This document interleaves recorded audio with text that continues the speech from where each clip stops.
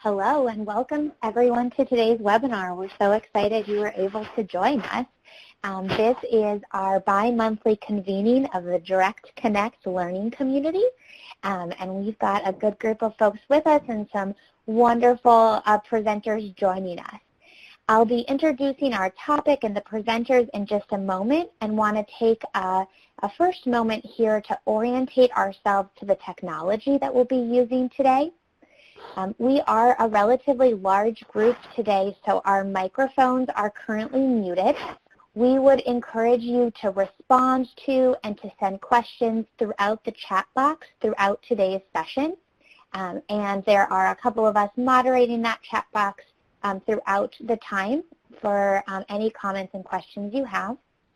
In the bottom right-hand corner of the screen, there's a files pod. The slides for today's session are available for download, and we hope are a wonderful resource for you to take with us. So at any time throughout the webinar, you're welcome to click the Direct Connect file there and make that download. If you have any trouble with technology at any time, please go ahead and drop a chat in the chat box, and we can reach out to you to help you with that. And with that, let's get started with today's session. My name is Johanna Bergen. I'm the Executive Director of Youth M.O.V.E. National, and I am excited that this afternoon gets to be spent with you. And welcome to this, which is one of several sessions focused on supporting your work in youth engagement and leadership within your work. We convene bi-monthly in a virtual format like this, focusing on a different topic each month. Our goal is to help develop the professional skill set you have to do this important work within your community while you are being connected to a community of like-minded peers across the country who are doing this work with you, and that we really leave Direct Connect sessions feeling united and connected to each other. Today's session is Start with the End in Mind and is focused on strategic service line and program development. And if you like questions, this is a title for you, taking the why to the who, what, when, where, and how. And I'm really excited for the presenters that are joining us here today. But first, I want to introduce my co-hostess, Madeline. She's joining with me to interact with you throughout today's session in the chat box. I'm super excited for her to join us today and also on our national staff team at Youth M.O.V.E. National. Madeline? Hello, my name is Madeline Zielinski. I am one of the newer members to Youth M.O.V.E. National. I actually came from being the state coordinator of a Youth M.O.V.E. chapter in Indiana. In Indiana, we did a lot of system of care work, local and state level. So in addition to working with Youth M.O.V.E. National, I do still interact with my state level system of care by serving on the Youth and Family Subcommittee as the vice chair, and that's a group that advises the Indiana State Governance Board. So I'm really excited to be here today and to meet everybody and to learn along with you guys. Awesome. Thanks for being with me. We want to know who you guys are, right? So go ahead and say hello in the chat box to us and your fellow participants. Share your name, where you're from, and that will just help us know who's with us today. And I want to say thank you to our hosts for today's webinar. So this learning community is brought to you by Youth M.O.V.E. National through our role as a core partner in the National TA Network for Children's Behavioral Health, or more commonly called the TA Network. And we are appreciative of the resources that are available to us that allow us to convene and learn in this environment. But without further ado, we have great presenters with us today who I am excited to pass off to. We have Dan Oni, who will be joining us to discuss organizational development keys with us, and Jessica Grimm to bring us perspective from building an organization within her home state of New York.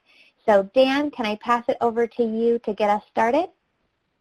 Sure, and thank you, Johanna, and thanks to the team for getting us all prepared, and appreciative of the Youth M.O.V.E. National and the National TA Center for having this opportunity. I'm Dan Oni, and I live way out in Montana in the mountains, and I come to you today with my background is working in behavioral health, so mental health and substance use organizations, to include running mental health centers, a children's psychiatric hospital, and as a consultant across the country, assisting organizations to really meet their goal of their mission and vision and to survive sometimes in the economic surroundings that are happening. Most of my career early on was going into organizations and helping them survive, get better. So it's nice to be able to present this information with a background of having organizations who may be struggling and then working with them to find a place of success and maintenance. Before I go on, though, I want to offer Jessica Grimm a chance. She's the leader of Brave Hearts out of New York, and the move out of New York, and I want to offer Jessica a chance to talk about herself and where she comes from before we dive in. Jessica? Thanks, Dan. Good afternoon, everybody. My name is Jessica Grimm, and as Dan had mentioned, I am the Executive Director of Brave Hearts Move New York, which started as a collective of young people that came together to discuss the issues surrounding the child welfare system, primarily the homeless epidemic that we experience here in New York State, which I'm sure some of you on this call today that resonates with. We found ourselves, after we established in 2013, on the journey of establishing ourselves as a non-for-profit organization. And this October coming up, we celebrate 1 year as a nonprofit. And I'm hoping that I can share some of our tips and the things that we've experienced that can offer some thoughts to be shared and some remedies to maybe some barriers that you may be experiencing within your communities. So thank you so much for joining us today, and thank you for the team for putting this together, as Dan had mentioned, and I'm going to swing it back to Dan to continue with our agenda. Thanks, Jessica. And for the audience's knowledge, I'm going to present a little direct information about the agenda for today and what happens, and we'll close each section with Jessica talking about how on the ground she's experienced that and put it to work. We thought that might be a nice didactic approach to give you information and give you examples. So we'll just dive right in. You can see in the slide the agenda that we're going to cover today, 6 areas that are pretty specific, and there's a lot of information. So I'm going to move it along and get you to the objective. So here's what we're hoping you'll learn, what you'll take away from today. And it's a good deal. And I want to assure you that there's enough information in here, and I would hope that you're able to download those slides and make them useful, and certainly make use of Jessica and I as contacts as you want to clarify areas.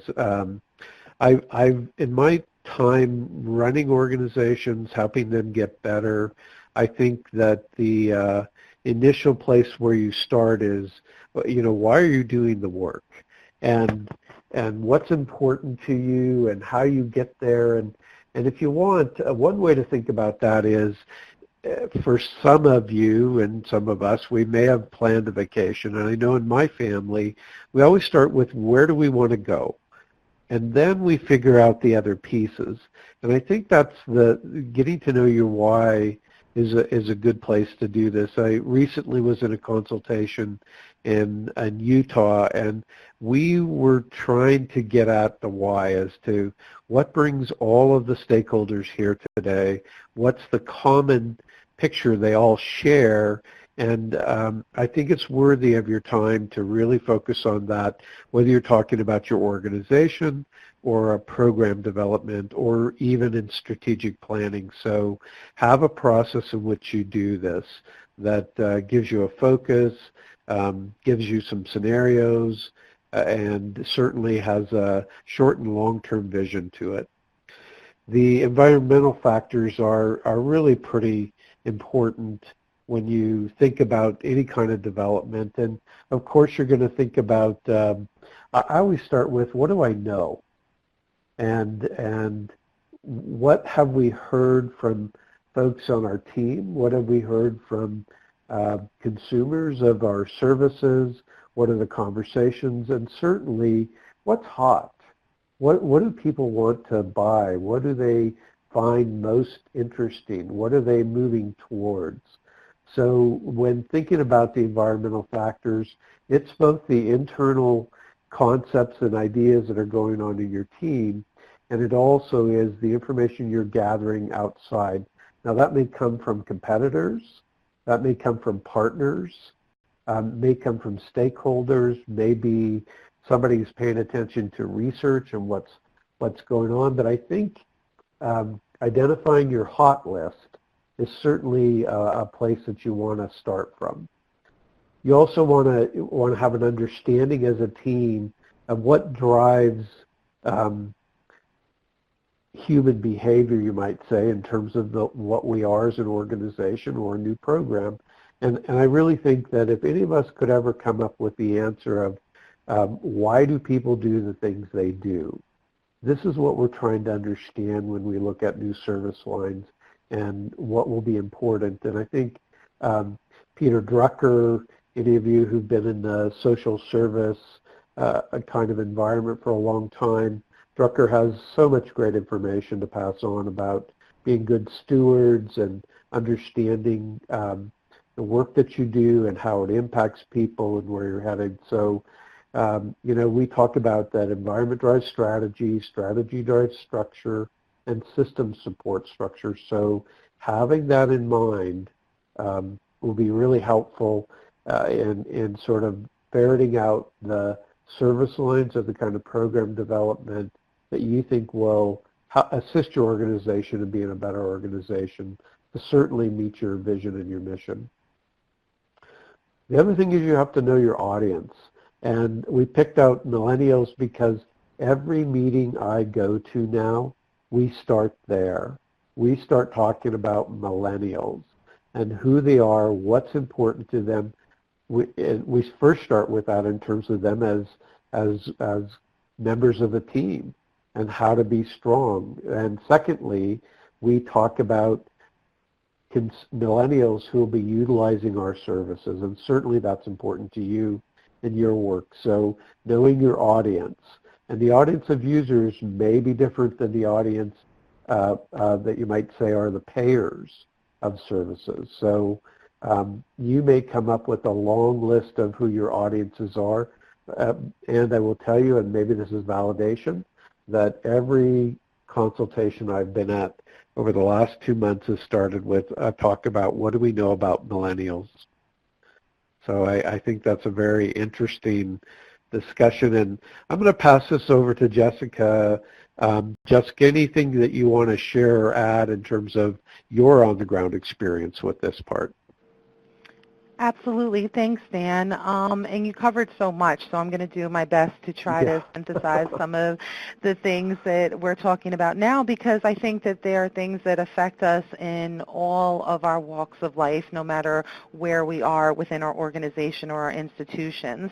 So one of the first things that I wanted to mention in regards to finding the why, one of the things that we found helpful, and I think this will resonate with some of the Youth M.O.V.E. Participants that we have here on the call today, is the What Helps What Harms document, which was really the catalyst for the Bravehearts in deciding what was going to be our primary focus of our organization. So if we take a journey back 3.5 years when the Brave Hearts first started, we worked on a document called What Helps What Harms, which serves as an environmental scan and essentially a needs assessment of young people within your community that are currently being serviced by various systems and stakeholders. One of the greatest things that we have the capacity to do with this document, which really doesn't require a lot of fiscal obligation, but really requires collaboration and creativity, is to take a step ahead and really go. We know our communities best. We know that the needs that people need. We can convene young people together, we can convene professionals together and sit them in a forum and say, what do you think is working within your system? What do you think is not working? And what can we do to help bridge the gap? Those discussions will naturally lead you to your first step in what would be strategic planning. You can uncover topics in your community such as racism, special education, residential treatment, mental health services, community violence, anything. That's why the model, one of the reasons why the model is so special is it is completely adaptable to anybody that wants to take it on and form an assessment of what the clear issues and needs are.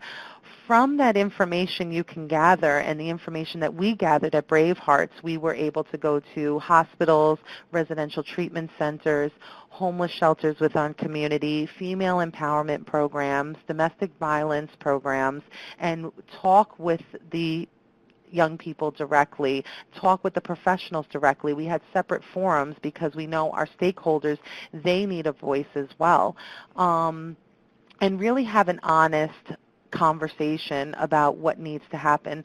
From that information we were able to gather, we were able to say, okay, this is what's relevant to us. This is what is missing within our community. There's no service tackling this. Or this is where an organization like ours can really make some actual change. So it gives you an ability to identify what partners are already in your community. It gave us the ability to not only find out the needs within our community, but also get buy-in from young people that were being served cross-system. And that's what really led the foundation of the Brave Hearts movement, which started with just 7 of us having this conversation and going around and doing this assessment to, 3.5 years later, we have serviced over 250 young people with our programs. One thing I did also want to mention when Dan had spoken about the conversation of millennials within the work that we do, so important because this is the group of young professionals and young people that are very technology savvy, that are finding very creative ways to get their work done, to communicate with partners. We want to take we take those as Brave Hearts as an organization. We take the innovations and the practices of millennials into consideration when it comes to designing our programs, when it comes to creating roles for positions to be filled. So we look at, okay, should we have later start times for our work days, because we know millennials are good for staying up later at night and doing more work in the evenings. We are more tech savvy. Should we have conversations about putting in our budget more laptops and technology equipment that can support young professionals being out in the community doing work off-site in order to get the needs of the program met? Language and culture is going to be much different than the baby boomers, and those are people that we are going to be working with in this work that we do, because we have people that have been in this work for a decade or two, and then we have the millennials and the young adults that are just emerging into this world. So how do we absorb youth culture and language into that work, into our work? So with that said, I am going to swing it back to Dan so we can continue the conversation. Thanks, Jessica. That's such valuable information in terms of your experience and the on-the-ground work that's going on. I love all the areas you listed in terms of possibilities of services and where people get services, and and simply what 7 people can start and the outcome side of that. So I think that's very important as we go forward, is to understand that it only takes a few to make a big dent. And I think Jessica will continue to add to the storyline as we go. We're going to dive into talking about service line and program development concepts, and I think it's important to give some structure to the conversation about how you understand the elements. So 4 areas we're going to cover really is: what is a service? What's a service line? How do you understand the service line characteristics that might be important? And how do you manage that service line? And so we'll take a few moments to walk through those slides. And what I'd like to do is, if you think about service, I always start with the end in mind, is what's the customer experience when they walk out?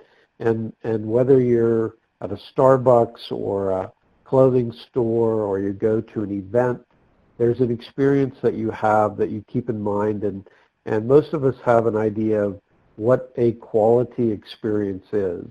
And if I were there and we were in a big group and I said, tell me about a quality experience, you'd be able to get that picture right away and have some descriptive discussion about what it was. Well, that's what we're really talking about when we look at a service and want to move that into a service line. We want to define clearly what's the customer experience, what is it we want them to have and walk away with. And I'll give you an example. I worked in Ireland for a summer teaching, and I grew up in a construction family, so I was quite interested in all the architecture, and I saw some buildings being built. And I went over there and was talking to the job manager, and I said, they were just about finished, and I said, but you don't have any sidewalks, and they were building a school. And he said, well, we won't do the sidewalks until after the next school session is ended. So their concept was they would have school, they would see where the children walk, and then they would build the sidewalks. And I think that's really a nice way to think about this, is that you want them to have an experience. You want a service line, meaning something that brings value to what you do, something that helps the organization grow in terms of its reach and its experience, and that you want to then think about how do you get your customers, the folks who come in and want to participate with your organization, how do you get there? And I think an example of that would be is, think about it from the customer side, from the user side. And I think the most relevant might be is, most of us sometime in this last year or so have had to buy a smartphone. So what are the ways in which we think about that buying? I know as somebody in his 50s, I think about cost. I think about what's my capacity to use that tool. What will I use it for? What are the trends? What do I see my colleagues or friends doing? And what's the marketing side of that? And what's my commitment to using this tool? Is it a 6 month, a 1 year kind of thing? So we have to take how we might, as consumers of a service or a product, and bring that back to the organization with understanding what characteristics might be important for you to be able to sell and promote and sort of ensure that folks will come in and use that service. And lastly, we want to talk about management of it. So management to me is always, if any of you have opportunity to read a book, it's called All That Leadership Jazz, and the author is escaping me at this moment, but he talks about leadership and decision making as being one in which when you sit around the table, everybody has a voice. And secondly, when it gets down to decision making goes to who that decision is going to impact. gets to be the loudest voice in the room or have the most power. So I think this is true in terms of your service line. Who's got the knowledge? Who's got the experience? Who has the capacity to manage it? And who might be a team? Because we're working more and more in environments where we bring persons who have knowledge and experience together to do that. And so when you think about the management side, you're going to want to think about who's going to do that and what tools they're going to need, much like Jessica was talking about additional technology, because that's our service world. That's millennials working and working later. So again, in the service line, we're going to want to, I'll just go back, we're going to want to look at what a service is. We're going to want to talk about it in terms of a service line. Is it more than one? What are the characteristics that are important? And lastly, how are we going to manage it in such a way that we do a good job, that the end point is what we want our customer to experience? Jessica, what's your thoughts about that? One of the things that I was going to share in regards to the service lines and looking at services is just the creative freedom that a proposer has to be able to put together a program and look at the various lines in which that they can utilize resources to implement that program. So within Brave Hearts, we feel like we have the privilege of having a lot of creative expression when it comes to various lines of service. So we have 4 programs that we currently run, 4 separate contracts, and each one has a foundation of us establishing our why. We feel like what we do well in is our peer-to-peer support, so which we call credible messengers and credible messaging, which I'm going to explain a little bit later on in our presentation. But you want to be able to, a lot of times when young people come together and they're providing programming or they're providing services, whether with funding, without funding, there's a lot of volunteerism that can happen, which is excellent for organizations, but you definitely want to identify what volunteering looks like for your organization, what the capacity is for volunteers, and when compensation comes in. So what we did see is in the beginning, we saw a lot of young people that were going out and doing presentations and really coming together and creating programming and what it would look like. And we were not being compensated for our time. And it was a funding stream that was held by a local government municipality. And they did not write in for us a service line for peer navigation, for credible messengers, for the time it would take for young people and young professionals to really put together programming that would then be implemented. So sometimes we look at the umbrella, which is the program as a whole, and we sometimes forget to include the compensation or what that looks like or what actuality of timing looks like to perform certain obligations. So I guess a lesson learned for us in regards to what you were saying, Dan, is just being very clear and transparent about and being creative about what a budget can maintain and what your organization is looking to have. And if you can't find the ability to fund a great idea in one way, there's always other opportunities out there and other roads to travel, and that's something that we have learned because we, in this work of trying to bring youth voice and lived experience to a status that is viewed as an expert and professional and needed within these systems that we service, you want to be able to put a living wage connected to that. You want to be creative, and we've had doors closed to us, but then we've been able to find an open window. So. Thanks, Jessica. That's really nice information and adds to the, how to think about how you go forward with the service line. And a great segue into the next section, which is analyzing your service line and program development portfolio. And before I launch on, I apologize for the last segment. I didn't forward along these slides as I got going, got a little excited and just sort of walked through it in my head, so my apologies. You'll also notice as we're doing the slide deck that we're probably not going to do a whole lot of reading off the slides, and that we know you know how to do that, and we would like to give the content side of that behind it. So here we go.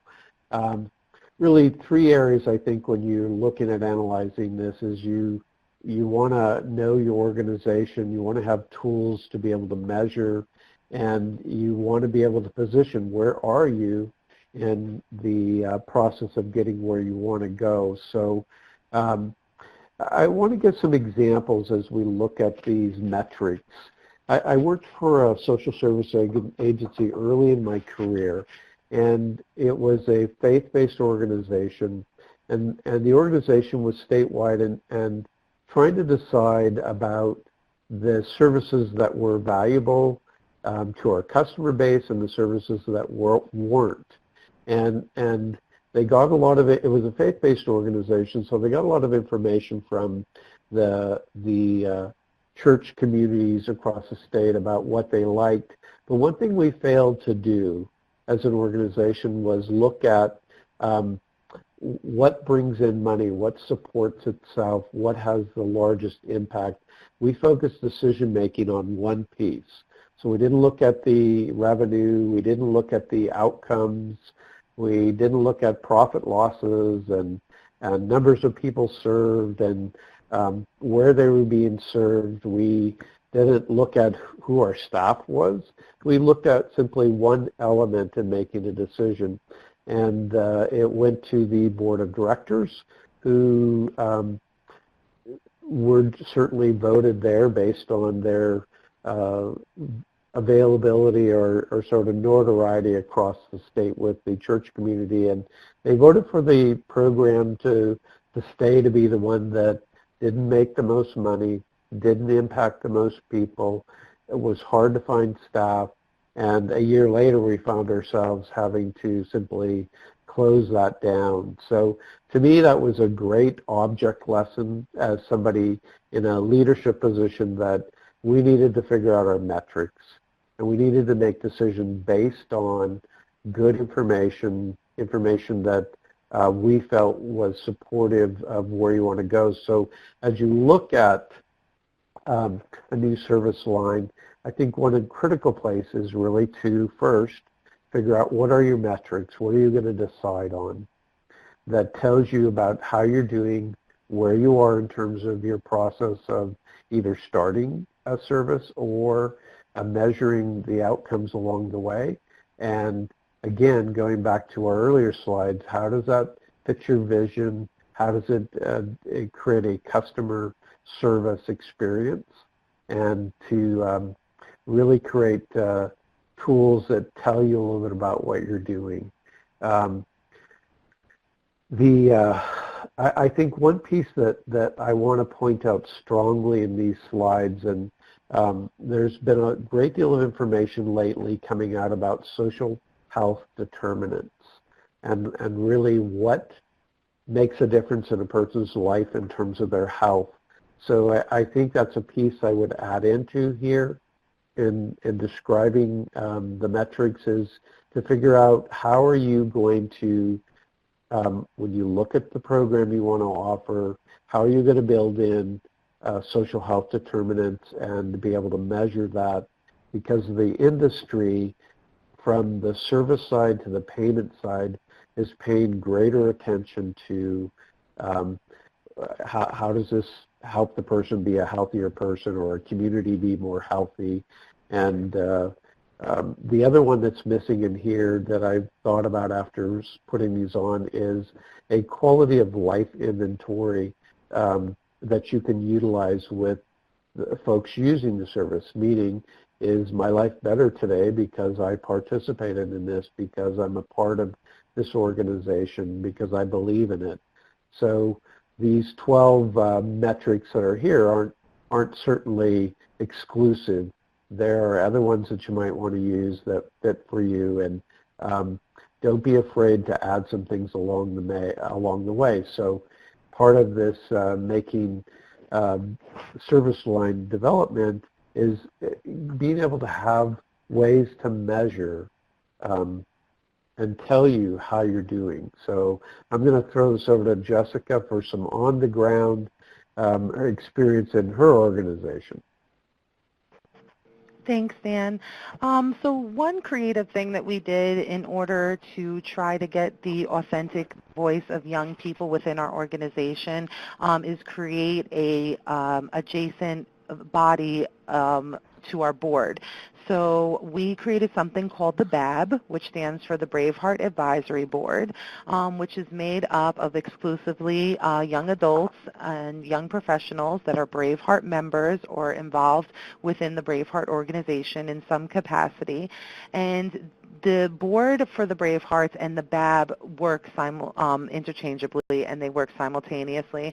The board cannot meet without the BAB having a meeting. They share minutes together, and the BAB gets to sit and actually discuss all of everything from budget to organizational issues to having a conversation about if there's a grant out there, is it a good idea for our organization to apply? Do we have the capacity to take that on?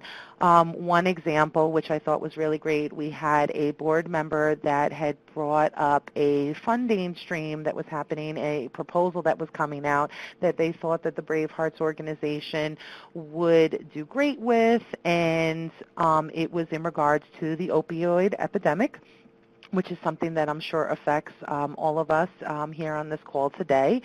And when the BAB saw the proposal, the Bravehearts were the first one to kind of say, this is an issue, and this is an issue that affects my state, and this is an issue that affects members of my community, but that this is not an issue that we spend as the Bravehearts as an organization a great deal of time going over. This is not an issue that our Bravehearts are expressing on a large scale. So is just because there's funding out there, is it something that we should go after? Do we know what we are good at, and should we, just stay true to that? And, the end of that story was us identifying one of our partners within the community that is making amazing strides and doing great work within the community in regards to the opioid epidemic and the heroin abuse. And we said, hey, did you know that this grant came out? And they had no idea. And I'm not sure if they received it or not. I think it's still being reviewed. But just to have that different lens to always view where the organization is going. You want to look at different positions of expertise as well. So we have people from the legal world that sit on our board. We have people from the community-based world that sit on our board. But the experts themselves are the young people who have traversed these systems or currently live within them and can really give you a clear lens as to what is a good idea for the organization, which also naturally just creates opportunities for authentic inclusion by offering teachable moments. There is, at least within Westchester County, New York, we have a hard time of dealing with where and when and how to involve the voices of young people. When as Bravehearts we say there should be a seat at every level, it's just about being taught and being taught to understand the information and the context, and as a young person feeling comfortable enough that you have an active seat at that table to speak up and be heard. So we do a lot of technical assistance for systems and stakeholders to really understand what it means to absorb and adopt youth voice and youth inclusion and programming within their systems. And then we do a lot with young people directly to help build up leadership capacity. And that's something that I'm sure that you guys hear all the time. But sustainability and leadership is something that we always take a very close watch on because youth organizations have directors and have management and have spokespersons that do get older. And you want to be able to, good leaders build leadership in others.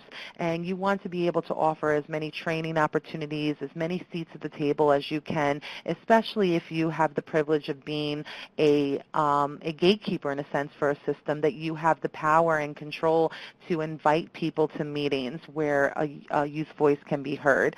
Our organizational mentor, which is the Children's Village, which is a residential treatment and community-based facility located in New York City, Westchester, and Rockland County, they take their management courses, which are normally offered to clinicians and college graduates and people that are going to be in director and supervisory roles, and they have found a very creative way in partnership with us to create these management courses and make them available to the emerging Braveheart leaders.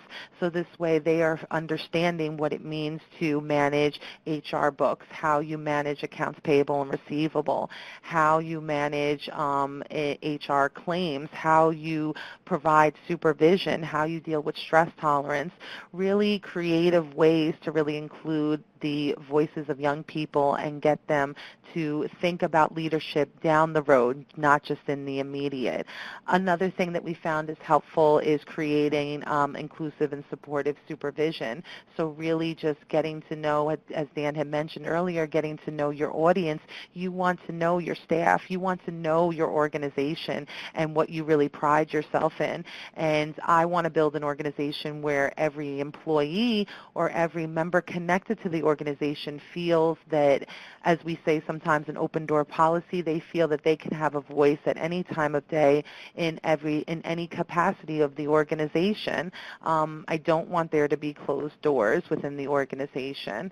And really understanding that we don't have all the answers, and looking at what funding that we currently have and what the demands of that funding is, and where we want to go. So with Bravehearts, when we started, we received federal funding to really tackle, as I had mentioned earlier, the child welfare and foster care world, especially when it pertained to the homeless issue within our state. And what we found is, yes, grants and funding that's given from a funder to an organization has a population that needs to be served. It has direct outcomes with a number to be served. But young people don't fit so easily cookie cutter in those boxes. So whereas we started on a journey of speaking just about the child welfare and foster care issues, we found that our young people that were touched by foster care and child welfare as a system as a whole were also experiencing juvenile justice issues. We're also living with mental health conditions. They were also struggling with substance abuse and misuse.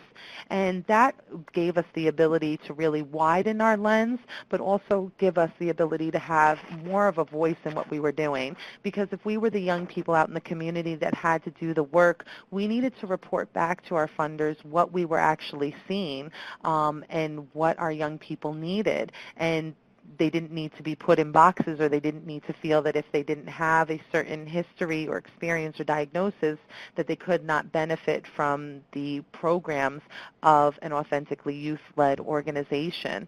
So what we did was we expanded our purview to really include within our mission and our vision and our values the voices of mental health, juvenile justice, substance abuse, special education. And even though you may have, like I said, I just want to just reiterate it because we may have a directive from our grant, but we need to just think about the whole person, the emotional wellness of a person as a whole. And Dan, with that said, I am going to swing it back to you. Okay, thanks, Jessica. I hope you all took notes, because Jessica just really offered you a whole host of both informal and formal portfolio analysis tools, and that's really a fancy name for, a plan to be able to analyze how you're doing and what you're doing. And I think critical in this is if you are able to look at having a regular time in which you sit down as a team and evaluate how you're doing. And the four things listed here, regular times, that you're rigorous, that you bring measurable. We talked about metrics before. Certainly Jessica offered a number of ways to think about it, and that it's reviewed by senior management. And by that, I think what happens in an organization is really critical is as you as staff persons are putting information into a system, and we need to make sure in the senior management side that we're giving information back. So think about it as information in, information out. Too often in organizations, information comes in to management but doesn't come back to the folks who do the real work. So part of what I think about in terms of portfolio analysis is we want to have information systems that are circular, so that the person doing the work in the office or on the street has good information to assist them in what they're in the work that they do each day with individuals who may come in and see them, or the work that they do out with community orgs or with families. Now, common portfolio mapping tools, you can see these are pretty industry heavy in terms of the names are, you're looking at market growth versus market share. Essentially, what we're doing here is saying we have a plan. We're measuring 3 or 4 pieces of this. It could be, a market share if we have competition. It could be health outcomes, which I tend to focus pretty heavily on. It could be looking at the risk of the work that we're doing and the value that we get back. I think there's always important pieces to look at our risk of doing this. Are we going to have a good return, meaning does it have value with the people who receive the service or participate in? And then lastly, is there any mission creep? Are we moving further away from what we said is important? And in our organization, what we thought we'd do, I think Jessica referred to it, are we chasing money because that's where the money is, and we've not adjusted our vision, or is there a partner that we want to move that towards? Now, this is one tool, pretty simplistic tool, a way of looking at positioning analysis. Where we're at really is, do we have a lot of familiarity with it, and we have good outcomes that go with that? That's where we want to be. If we measure it in terms of our customers' perception is they're not familiar with it, they don't like it, you know the end result of that. If you have something nobody wants to buy and they're not interested, you've lost money. So thinking about it in that terms, I know it does come back to money in the sense of, are we going to be able to find a funder or a payer who's going to want to continue to be involved in this? Example, I have an organization who runs a mental health warm line. The warm line has transitioned to a recovery line, has transitioned to utilizing more social media vehicles for folks to connect, to get good information, to measure their progress in terms of mood. It's about mental health, so it's mood, their symptom management, their strength management. So if you were to stay and just be a telephone warm line and listen to stories about what's not going well, you're not really moving your customer to a point of taking charge of their recovery and moving in a direction of using the tools that are out there. So lots of ways to think about this. The decisions in that organization were done with very clear tools, very open dialogue about what's working and not working, and the best voice were what I would call the responders, the folks answering the phone, giving information about what they thought worked and what was valuable to them. Their voice was much louder because they were the ones doing the work. So back to the whole thing about how you make decisions in your portfolio and how you analyze it, is that's a team perspective. And even if you pick 2 or 3, you don't have to have 10. Pick 3 that are meaningful and allow you to really ask the questions, how do our customers perceive what they're getting? And how can we get that perception to be in that more favorable or highly familiar area? So Jessica, what do you think you could add to that in terms of your experience and your work with Brave Hearts? Thanks, Dan. Well, a couple of things. I think that your conversation and your points in regards to portfolio and upkeep is extremely important.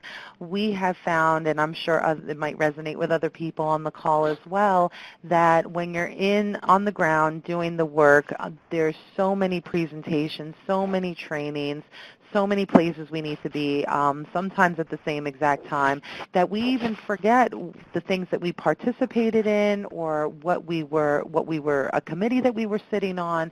So it's so important that we keep a running ledger of presentations that we're doing, trainings that we're attending, certificates that we have received, because we learned that the hard way when we were working so vigorously in the community that you get to forget to pause sometimes and take a step back and realize, okay, I need to document everything that I'm doing because this can help me in the future, whether it's with a funding stream or whether it's with just at an end of the year having an annual meeting within your organization and really just reflecting on what you did this year and having conversation as to what you'd like to do the same or differently for the following year.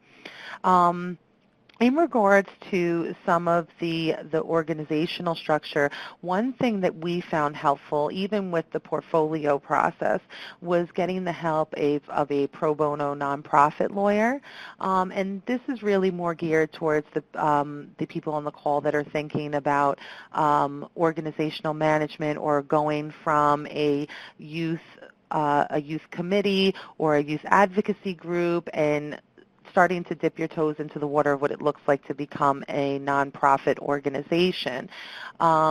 We learned this, that there are many pro bono nonprofit lawyers out there. There are especially lawyers that are just coming out of law school that have to do pro bono work with people in their community. There are lawyers that are out there that are receiving grants and funding to specialize in fundraising detail or organizational and strategic management of organizations to help boost their own portfolio so they can go on their journey. And we had the privilege of meeting a gentleman who found us to be very beneficial to him because we would help him with his portfolio, but also we were getting a very unique expertise and also an outside set of eyes to really view what we were doing, because this gentleman really had no idea about the issues within the child welfare system in New York State. So we felt that we were able to teach him as much as he's been able to teach us. And having somebody that's willing to come in on the ground and meet with your staff, meet with the essential players within your organization to structure and then sometimes restructure bylaws, to put together proposals for funding, to put together agenda ideas for your annual meeting, to help you with even your budgeting and your books. So we have found that to be a very helpful resource and one that's been mutual when it comes to the shared learning. Any other comments you'd like to make, Dan? I would just add, I think that's so valuable to know that you're not alone. There are other folks out there that you can draw from that bring experiences and that we can learn from, whether it's an organizational mentor or a personal mentor in your work. And I certainly share your experience that don't feel like you're alone. Go out and find somebody. There's folks who are willing to be champions for you and help you learn. And so I'm really appreciative of that, Jessica. I think the next moving along is really the strategic options for consideration. So here, you've got information about your service lines. You've been evaluating them. You've been developing metrics. You've got some tools to think about your work and how your customers feel. And then I think it's like, so we're going about our everyday business. And what are we not doing? Where ought we be going? And I always think it in terms of the question is, what are the lost opportunities that we're so busy doing what we're doing that we don't have our heads up, or we're not together having our heads up to look around. And so the first thing I say is really, if you're happy with what you're doing, you're making a dent, there's something that you could do that would add value to what's going on. We often look at those as lost opportunities. And here I'm going to take sort of a stronger dive into you're a business. And I think we need to put that first, whether you're a human service, social service, mental health, substance use, a recreation, you're a business. And a business has to be sustainable. And to be sustainable, we have to, of course, have something somebody wants. We have to make sure that we're looking at our revenue side and we're looking at our cost side, which means that sometimes that we have to put and together as a team decide what's our performance measures. Meaning, I run a small nonprofit, and one of our performance measures is grant writing. Not that you're successful, but how many grants have you found that make a difference, and what have you put out there? So it's a measurement tool. It's a performance tool. So we have performance tools that are organizational, that are team-driven, and that are individually driven in terms of staff members. So I think it's important that we know how to measure what's around us, because we want to be in business next week, next year, 5 years from now. Example that I can think of is I'm doing some work with community mental health centers who are finding they're spending a lot of money on prescribers and not making the money back very, very well in terms of things like case management or outpatient counseling. They also, where some of their winners has to do with crises kinds of services. So they, in essence, kind of know where they're losing money, where they're making money, and have to make some decisions about that prescriber side. Everybody wants access to a prescriber, but part of what they determined is, and again it goes back to something Jessica said, you look outside your organization. So they look to each other to share prescribers, to develop ways in which they maximize utilization of the prescriber and can fill in with other services. And a big one that they're finding is significant is peer run services or peer support like services. So the other thing that their organizations are starting to do is the rate of mergers or collaborations or integrations is way up. Mergers, meaning buyouts of organizations in the substance use industry, is huge. It seems like in that side of the industry, the bigger you are, the more productive you are, the less risk you have, the more revenues coming in. So again, try to think of that in terms of these three strategies: lost opportunities, how you know your margin, and diversification of your organization or your portfolio. So where are your funding streams coming from? I always look at, and when I go to an organization, one of the first things I do is ask for them to show me their revenue pie. And the ones I worry about are the ones who get their revenue, 80% of their revenue comes from one source.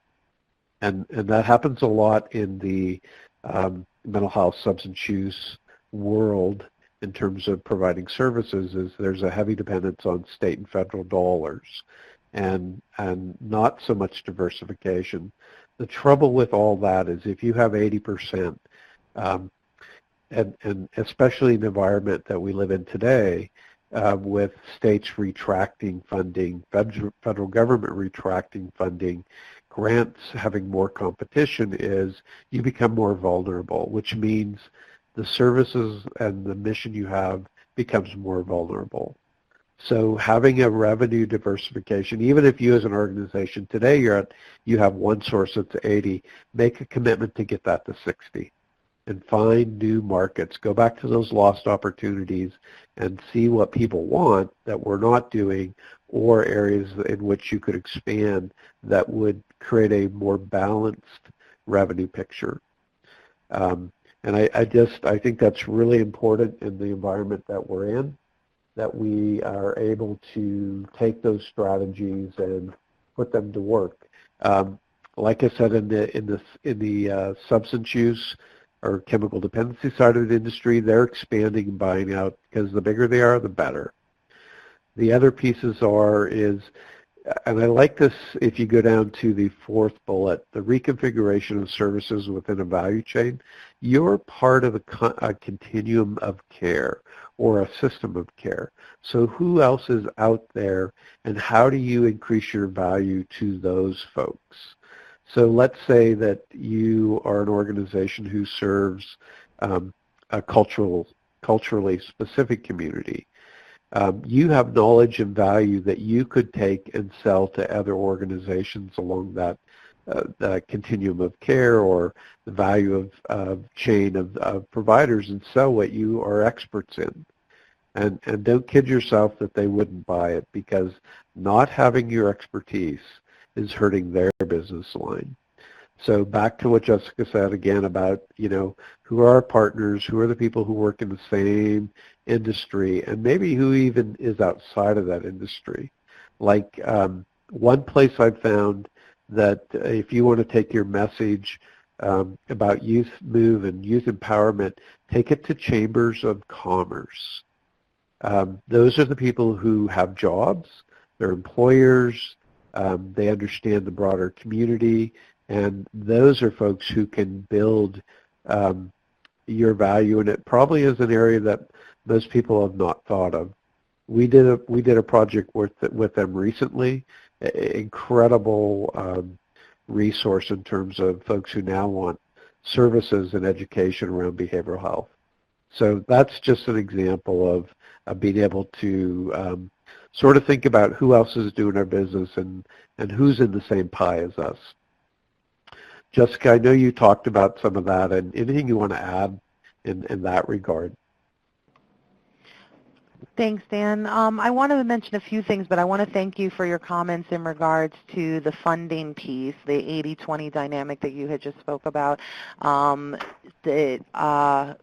actually experienced that, and that, like, just listening to you, retrospectively, I'm thinking, wow, that was probably also another reason why we had to go down the journey of nonprofit status, because our sole source of funding was a federal grant, which was being jeopardized on the federal level due to funding cuts. And the whole concept of our organization, the Brave Hearts, all the different facets that we were doing within the community was being threatened. And one of the things that we thought would be the most beneficial is to take our ideas, turn them into programming, turn them into training, and try to get smaller pots of money, but several different pots of money, so we could build up that leadership pipeline, as I had mentioned earlier. So I really just wanted to say thank you for that, because it is a trap that sometimes we fall into, because it's normally bigger dollars compared to the local dollars, but it can set you up for layoffs. It can set you up for having something good in the community that could be cut short. And I know that's something probably all of us have had to deal with in some capacity. Sticking with the funding conversation, what we found as well is working with the Brave Hearts, the young adults that are out doing this work on the ground, self-care always comes into play, right? And I heard an amazing quote recently where someone said self-care is a radical act, and I love it, because sometimes we need somebody to kind of say, whoa, you need to stop, take care of yourself. And when you're running a youth organization or facilitating a youth program, your youth members may need a lot from you, more than just the 2, 3, 5, or 10 hours a week that you can provide for them. So what does that look look like? That looks like for us that we had people manning phone calls all hours of the day, definitely not throughout the night, but definitely going closer towards, the end of the evening, which then I had to worry about the self-care of my employees. So what did that mean? That mean that we needed to look into a way to, one, bring compensation to people that were doing work, and it was not being compensated for. Their time was not being accounted. And two, there was a need there. In Westchester, we do have certain modes of crisis lines, hotlines, but nothing that is specific to youth. So we have begun to explore creating what would be a warm line, especially something that can complement our idea of creating a stronger representation of an ombudsman to youth that are currently in foster care. There needs to be a legal component where young people feel like legally they can have their concerns heard, but also there needs to be a well-being component where young people just want to connect to other like-minded young people of similar experiences and be able to talk about something that's going on within their current day-to-day life. So that gave us the ability to go out, seek funding to create now another program which can now gainfully employ somebody for work that they're already doing but just not being compensated for. Another example of that we had experienced is we have a high population of homeless youth that we serve that are touched by various systems. We struggle with that because, unfortunately, some of our systems do work within silos. There's limitations on eligibility within programming. So to kind of get that holistic voice at the table where everybody is looking at the whole history of a young person and every system that they touched into is something that we haven't yet been able to successfully complete as a county, as a community. So we found that we as the Bravehearts were constantly asking for donations or even just coming out of pocket ourselves to get things that some of our young people that were struggling with housing obtainment needed. So that led us to look creatively outside of the box for a remedy to that solution. So outside of big funding, you also have your private foundations, you have public foundations, you have local leagues within your community. You have, as Dan had mentioned, the commerce side of it. There's banks within our communities that have monies allotted that annually they need to give to efforts that can help enhance the work of their community. Those are things that aren't necessarily marketed very broadly, especially to a youth-led organization that's just learning where funding is out there and how to get our hands on it if we can. So we found that there was a junior league in Bronxville, which is a community in Westchester County, a group of women that service and try to bring to life the creative programs of young people within their community. And they helped us bring to life something that we call now Brave Bags, which are survival book bags for young people that are couch surfing or are struggling with housing obtainment and homelessness. And they're a complete survival pack for young people with a blow-up pillow, a sleeping bag, a gift card to a supermarket, hygiene kits, therapeutic coloring books, a planner, the first aid kit, the list goes on. But that idea would have never came to life if it wasn't for us understanding that we needed some self-care. We needed to be realistic about what our capacity was for providing a service to the community. We needed to find a sustainable way to not only amplify what we were initially providing, but have it continue on an ongoing basis. And then we needed to find a way to take what we were doing and put a name to it, put a branding to it, get it out there and create surveys to see what the impact was on those book bags. So you want to look at outcomes so when next year comes, you can get renewed for more book bags and start sharing that philosophy with your other partners in the community that are still dealing with some of these same needs but may not have the same resources. At Brave Hearts, we find ourselves to be a little unique because as much as we have strived for autonomy, we do believe in interdependence and that nothing can really happen without the support and encouragement of other like-minded individuals that believe in the same mission as you. So collaboration and partnership is always going to be essential to the work that we do. It's just being able to identify the people within our networks, what is their capacity, what can they bring to the organization, how can they help support it, and putting them in categories and knowing when to tap into them and when to learn, when to take information that's given, and validating your own expertise as a credible messenger and knowing that you can bring input and new ideas to your community. And this is a collaborative effort. So those are my points on that, Dan, so I'm going to swing it back to you to continue with your slides. Thanks, Jessica. Appreciate that. Great examples that bring it home.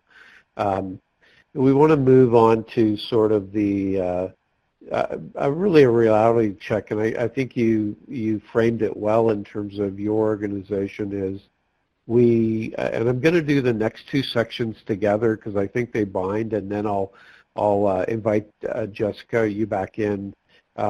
Just from a time standpoint, we have some slides we want to get to, and I think these two next sections work well together. So I'll jump you back in after we get through these. The one thing Jessica said is, you have to look around, and many times when I work with organizations, I say let's not talk about where you are. Let's start with if you are a new organization, how would you design yourself? How would you have the right mission, the right employees? And I constantly talk about right place, right time, right person. I think those are three things to have in mind as you look at what you do.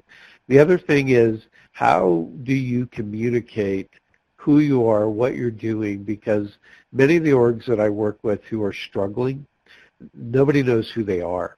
They don't know what they do. And when you try to drill down to what's that about, it's because they don't tell their story. They don't ring their bell. They don't I'm certainly not asking them to oversell who they are. And at the same time, they need to be able to have a vehicle to tell about who they are, what they do, what the impact is. So remember, as you're out there and you're looking at your organization and you're thinking about what it is you want to do next, that it's okay to step back and say, if we were starting out, would we still look like this? And how do we spread our message? This slide is really some strategic moves in terms of looking at the environment. And this is I've done some work with Open Minds, and this is a tool that we use frequently with organizations to really allow them to look to the future, how to prepare for the times that are going to be bad, because there will be those, and really how to stay steady and move forward and gather information and be prepared to leave some things behind and move forward in terms of what's important to the folks who like your service and what's important in the environment. I'm going to move into the service line development process because I think there's some really good information in here that is on the ground for all of you. And Jessica can comment to this in terms of how her organization, because she's talked a bit about these, is that you got to have a checklist. You have to have a blueprint, and you have to keep evaluating where you're at. And again, we want to know, are people's lives better? Like what she described with that backpack for kids who are couch surfing. Is their life better because they were touched by the services we do, the information we provide? So again, get your checklist in place. Have a way in which you're able to say our core values are these are our goals, our plans, our actions, and our outcomes. And to be able to look at that in the context of the work we do. So again, this is information out, information in. We want to be able to learn from it. And with a new service line, you have to have a way in which you can do this. And this is a good infographic that you can work with your team to ensure that everybody's on the same page. And it really is a good tool. And I use it over and over in communities and organizations that I work with. We want to, again, we probably can't say this enough, and you're probably tired of it, but how does it match the mission? How does it keep our sustainability? How do we price ourselves so that we're competitive? How do we distribute what we're doing, and meaning tell our story? And how do we look at who are the buyers, both individually and organizations? And like what I mentioned about the Chamber of Commerce, there are bigger organizations that represent the small ones. So how do we weave our way into that to have a place at the table? Do we need to become a member of the Chamber, if that's one organization? Do we need to become a member of any statewide organizations? One of the organizations I work with, we used a club at schools to partner with us around suicide prevention and education. So the student councils in the school systems became our partners and our biggest advocates and best way of getting information out. So again, they're thinking about who's in the pie with us. And before we go on to building a better mousetrap and some of the real step-by-step details, Jessica, what do you want to add to where we've been so far and in preparation of where we're headed with this?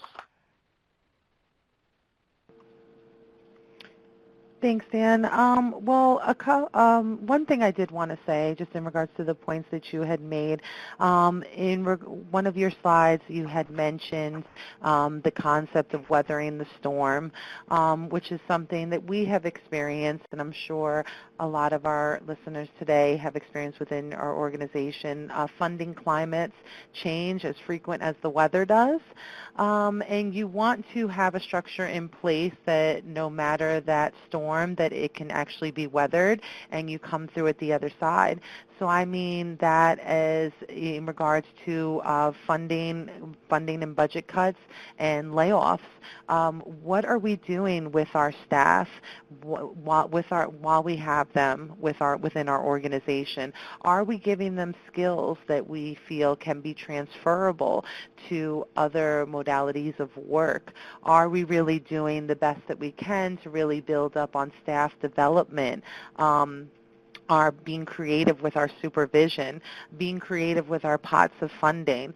I just think it's important to definitely just mention that those storms are real, they exist. We have experienced those as well. Our large funding grant that we had some very shaky weather, and there absolutely were layoffs, but because of the partnerships that we had spent a great deal of time building up, we had people that were willing, that knew about the storm that was coming and said, we want to, hire this person, we want to hire this staff person that you have, and help them in the interim with some employment while funding gets reinstated or while you guys look for another revenue of income source. And I think that really just goes back to the themes of just identifying the different partnerships that you can have within your community, and just also being mindful of, going back to that comment that you made, Dan, about being mindful if 80% of your funding, 75% of your funding comes from one sole source, and being a little bit more creative with how we can tap into our funding. We have experiences that just within the Bravehearts that we are doing things within Westchester, but we have some neighboring counties that are seeing the work that's being done, and we're offering some support to them. What we spend a great deal of time doing with the Braveheart Advisory Board and our board as a whole is putting together price points for our expertise, so the various trainings that we have developed and can implement. We are putting the programs, the things that I had mentioned that we were doing without compensation, really putting together strong outcomes with that, putting together a strong portfolio with that. Every visit that we make that helps with that work, we take a strong look at to what that looks like as an organization going forward. Is this a place where we could get funding in the future? Which really goes to your next point about in the same slide where there was an arrow that looked at future planning. And as a whole, especially us on this call that are involved in peer-to-peer services or peer-to-peer networking, the idea of credible messengers, the mentoring work, we know that in states across the country that peer-to-peer work is being validated, it's being compensated, it's becoming certified, and it's becoming Medicaid billable. And that's a conversation that is happening on all levels of just the federal, state, and your local governments. If that's something, that is a way to build sustainability within your organization. But the most important thing to remember, at least that within our experience thus far, is that we have a lot of people like, when are you going to set yourself up as Medicaid billable? We feel that it's not a race, that is a marathon. You want to put structures in place that gives your organization the capacity to take that on. You want to have conversations with the young people on your staff that you are working with, and also the clients that you're serving in the community. What are the pros and cons of delivering Medicaid billable services? Does that give us time constraints on how long programming can go? Does that give us age constraints? What does that do for health homes as a whole? So these are conversations that now we're going into as we're looking towards sustainability, as we're looking towards how other organizations are supporting themselves. And this may be a conversation that you may currently be having with your team. You definitely want to take a look back at your organizational structure and see, do you have everything in place in order to take that next leap? And I did just want to mention that, Dan, because I thought weathering the storm and future planning were the themes of today's call. Oh yeah, it's a great segue and great examples of how you really, what are the necessary steps or checklists to sort of get where you want to go. And I think I'll take some times over the next couple slides here where we really, I'm trying to think about how to take what you've offered and move it into more of that step-by-step, because I think that's what's really valuable. Is I'm going to move on to the development checklist slide. Is we've talked about all these features throughout the day, and oftentimes when I see a step-by-step, or I wonder, do you have to do step 1 and step 2? What I want to say is this is fluid. And you'll find that in terms of the examples Jessica offered. You think you're headed the right direction, and all of a sudden you get a roadblock or you move to something else, and you got to go back. That's very normal.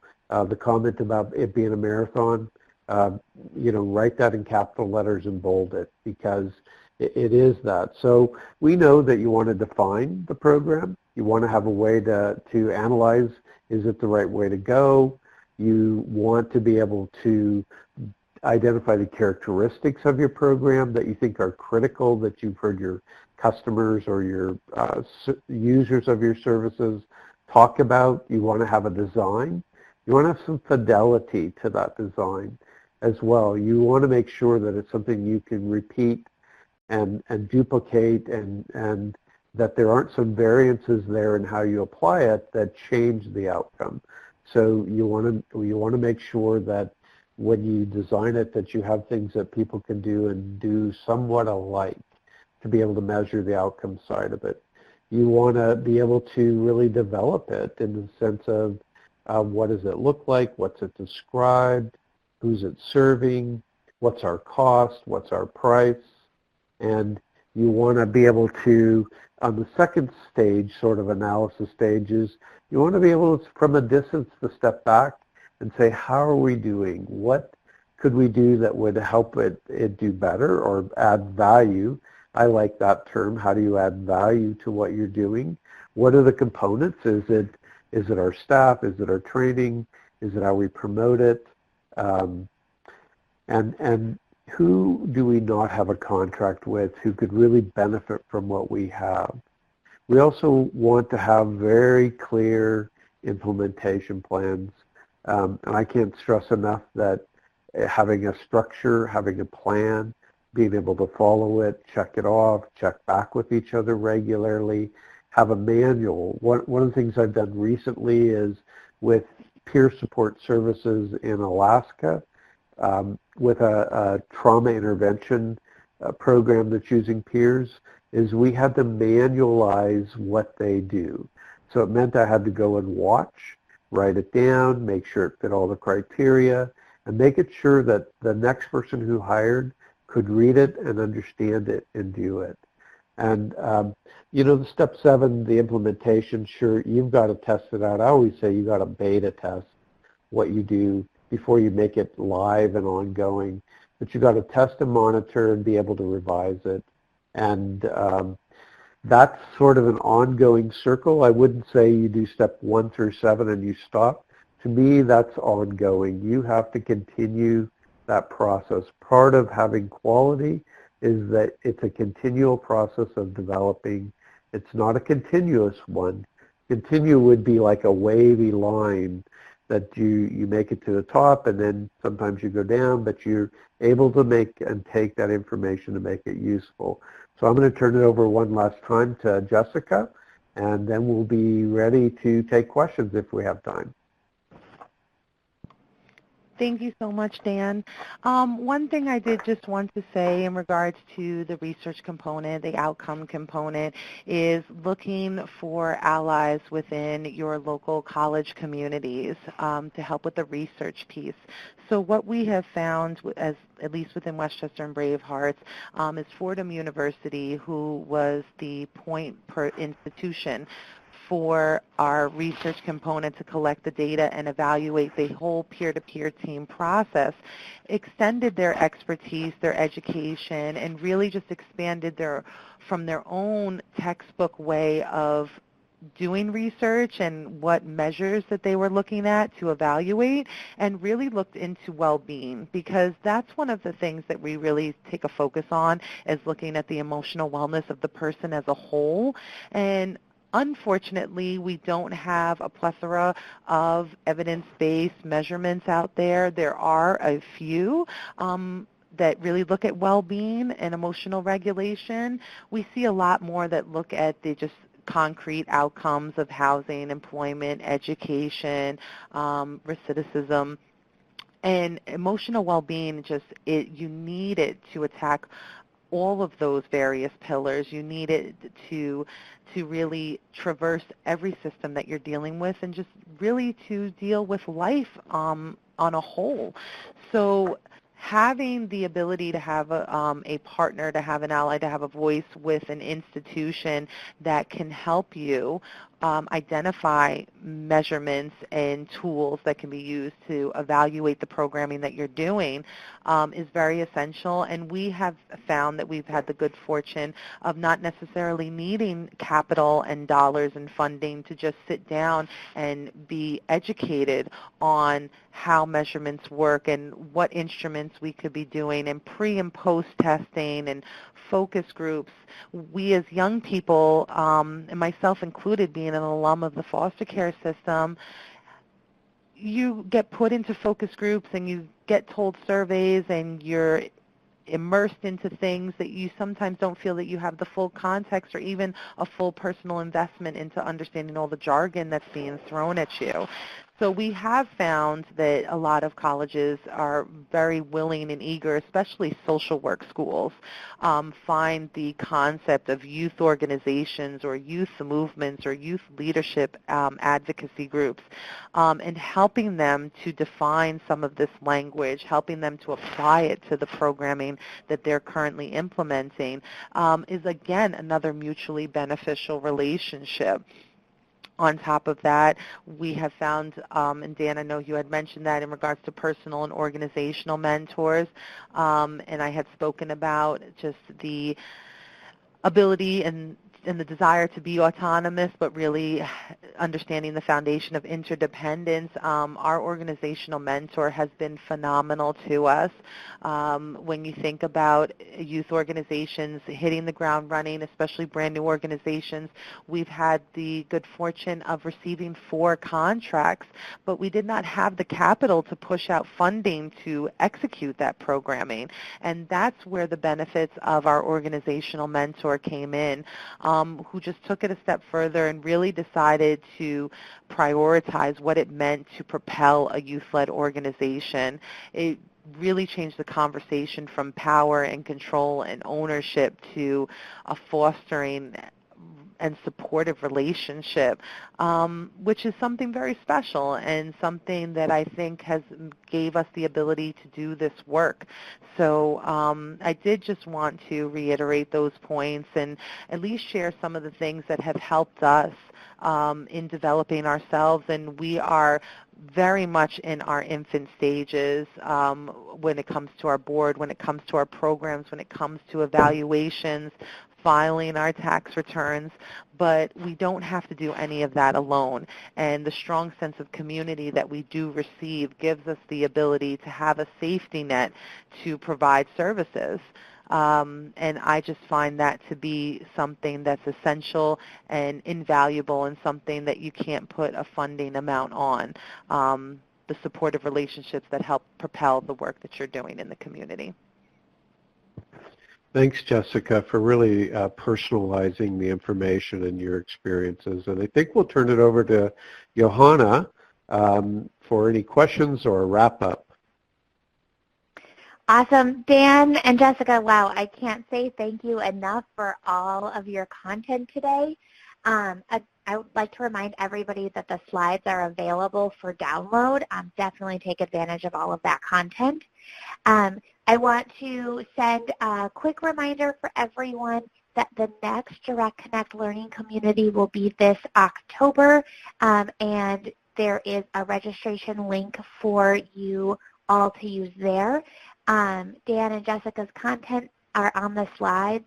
Please let us know if you have questions, and continue to put those into the chat box or follow up with email. Thank you for joining us today. And Dan and Jessica, thank you, gosh, so much for your insight throughout today.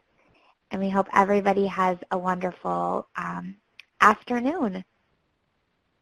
Dan, Jessica, I'm watching for some questions if they come in here, and we'll do a quick response to them.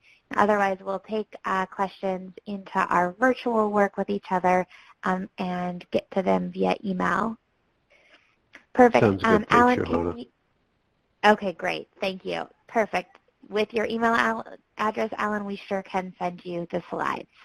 So I'll make sure that that happens. Thank you, everyone, for taking your time to spend with us this afternoon and learn and grow with us as we do youth engagement, youth leadership, and youth peer work together. And we look forward to seeing everyone in October.